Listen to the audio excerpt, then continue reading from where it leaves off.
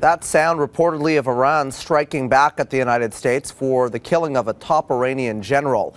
Last night, the Pentagon confirming more than a dozen ballistic missiles were fired by Iran, at least two American military bases in Iraq. Now, joining us with more on this is Global's Washington Bureau Chief Jackson Proskow.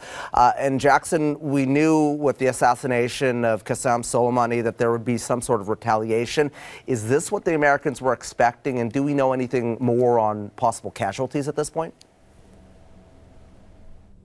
Travis, good morning to you. This is exactly the type of retaliation that the U.S. was in fact worried about. They had put their bases in the region on high alert. Iran itself had said it would launch some sort of direct response with its own military, not using its proxies or militias in the region. And that seems to be what unfolded last night. As of this morning, there are no reports of American casualties from the attacks on either of the two Iraqi bases where American forces are stationed. We should point out that one of the bases in northern Iraq, in Erbil, is where Canadians are stationed as well. No Canadian casualties there either. There may have been some Iraqi casualties. A full damage assessment likely to emerge throughout the day today. And the question now becomes, is this enough of an Iranian retaliation to provoke an American response? Or was this very carefully targeted by the Iranians so as to avoid a further escalation, to essentially give both sides an opportunity here for an off-ramp to find a way out of this? That is the big question this morning. Iran seems to be suggesting that may be the totality of its response, that it may be over. But obviously both sides watching this very nervously to see what happens next.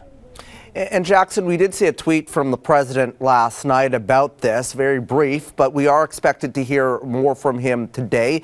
Do we have any indication of what he could say or what the next move from Washington will be?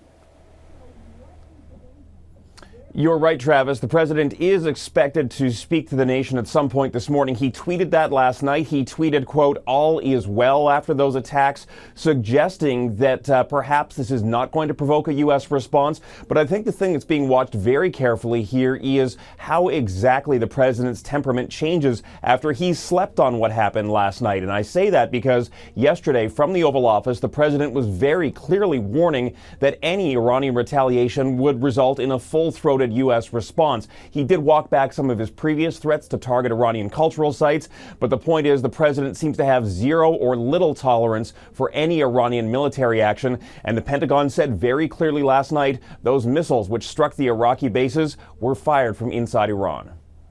All right, we will wait and see what the president has to say later today. That's Jackson Proskow, our Washington Bureau Chief, joining us from the American capital this morning. Thanks, Jackson.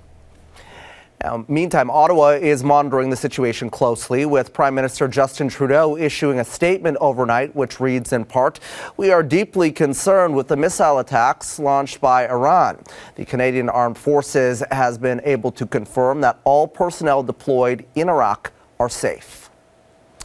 And these attacks are raising serious questions about the future of Canada's military mission in the Middle East. Kristin Lu, professor at Queen's University, joined us earlier this morning and says Ottawa will be leaning heavily on its NATO allies for direction.